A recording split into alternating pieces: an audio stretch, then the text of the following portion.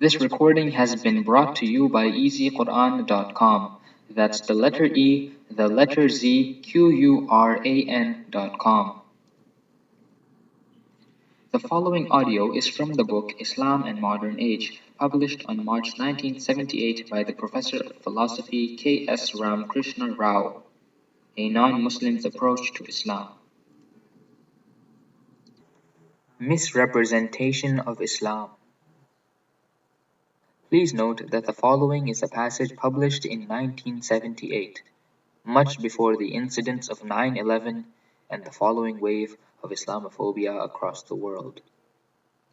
My work today is further lightened because those days are fast disappearing when Islam was highly misrepresented by some of its critics, for reasons political and otherwise. Professor Bhavan, the author of the Cambridge Medieval History, says those accounts of Muhammad and Islam which were published in Europe before the 1800s are now to be regarded as literary curiosities.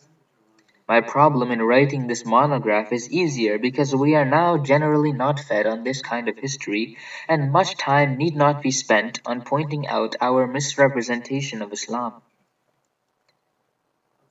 The theory of Islam and sword, for instance, is now not heard frequently in any quarter worth the name. The principle of Islam that there is no compulsion in religion is well known. Gibbon, a historian of world repute, says a pernicious tenet has been imputed to Mohammedans, the duty of extirpating all the religions by sword. This false charge, based on ignorance and bigotry, says the eminent historian, is refuted by the Quran, by history of the Muslim conquerors, and by their public and legal toleration of Christian worship. The great success of Muhammad's life had been effected by sheer moral force, without a stroke of the sword.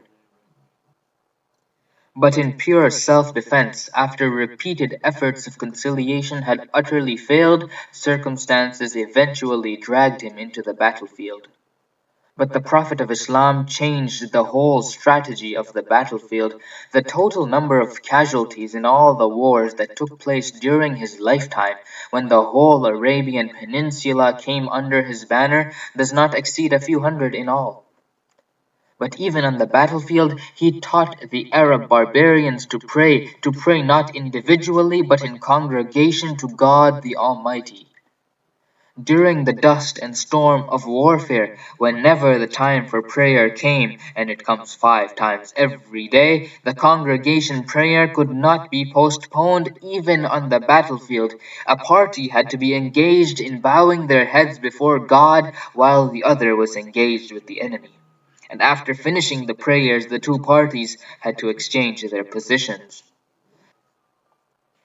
To the Arabs who had fought for 40 years, on the slight provocation that a camel belonging to the guest of one tribe had strayed into the grazing lands belonging to another tribe, and both sides had fought till chaos threatened the extinction of both the tribes, to such furious Arabs the Prophet of Islam taught self-control and discipline to the extent of praying even on the battlefield.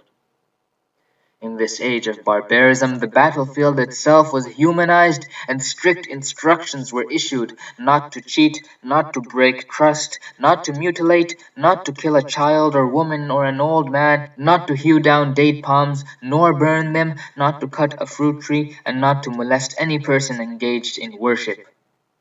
His own treatment with his bitterest enemies is the noblest example for his followers. At the conquest of Mecca, he stood at the zenith of his power, the city which had refused to listen to his mission, which had tortured him and his followers, which had driven him and his people into exile, and which had unrelentingly persecuted and boycotted him even when he had taken refuge in a place more than 200 miles away. That city now lay at his feet. By the laws of war, he could have justly avenged all the cruelties inflicted on him and his people. But what treatment did he accord to them? The Prophet's heart flowed with affection, and he declared, "This day there is no reproof against you, and you are all free." This day, he proclaimed, I trample under my feet all distinctions between man and man, all hatred between man and man. This was one of the chief objectives for why he permitted war in self-defense to unite human beings. And once this objective was achieved, even his worst enemies were pardoned.